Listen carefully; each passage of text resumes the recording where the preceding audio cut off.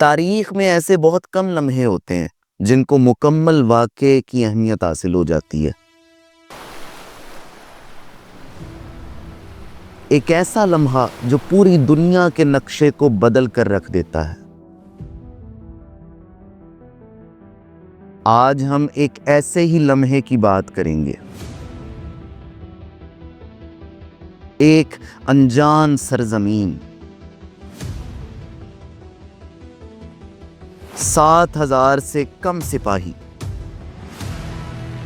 جن کے دل کانپ رہے ہیں، مگر ان کا کمانڈر پہاڑوں سے زیادہ مضبوط یقین لے کر لہروں کو دیکھ رہا ہے۔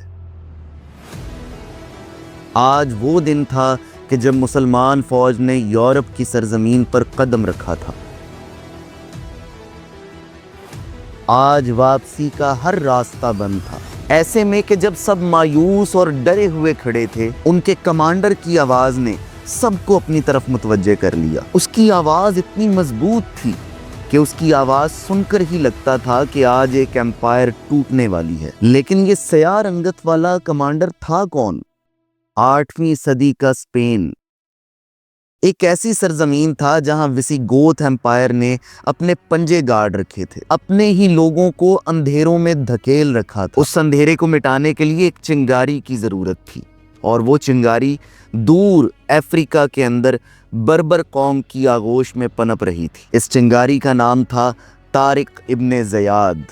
اسپین کے حالات کی خبر جب موسیٰ بن نصیر کو ہوئی تو اس نے اپنی فوجیں بھیجنے کا اعلان کیا، اور اپنی فوج کی کمان اسی نوجوان کمانڈر کے سپرد کی جس کی تلوار صرف حق کے لیے اٹھتی تھی۔ جب یہ قلیل سی فوج اسپین کے ساحل پر اتری تو طارق جانتا تھا کہ آج کا دن تاریخ کی لازوال داستانوں میں لکھا جائے گا۔ جب یہ 7,000 کا معمولی سا دستہ گھبرا رہا تھا اور ڈر رہا تھا تو ان کے کمانڈر کی آواز ہوا کے دوش پر سب کے کانوں تک پہنچی۔ اس نے کہا، کشتیاں جلا دو، کیونکہ واپسی کا کوئی راستہ نہیں ہے۔ یا تو ہم آج فاتح ہوں گے یا پھر شہید، ہمارے پاس تیسرا کوئی راستہ نہیں ہے۔ طارق نے اپنی فوج کا حوصلہ بڑھانے کے لیے جو سپیچ اس ٹائم کی، وہ آج بھی یورپ کے در و دیوار ہلا سکتی ہے۔ اس نے کہا، اے لوگو، پیچھے سمندر ہے جو کہ تمہاری موت ہے، اور آگے دشمن ہے جو تمہاری عزت ہے۔ دشمن تم سے زیادہ ہے،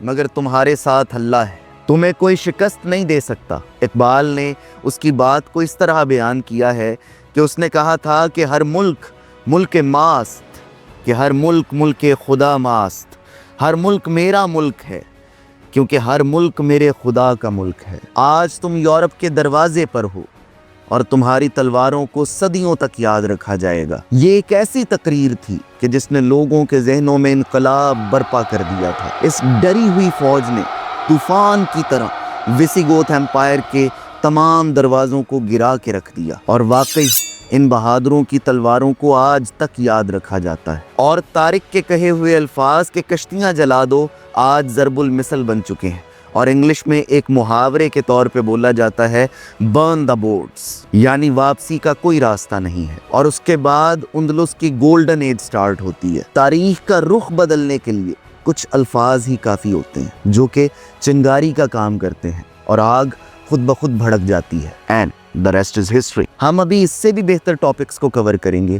آپ ہمارے ساتھ بنے رہیں اینڈ سبسکرائب دس چینل۔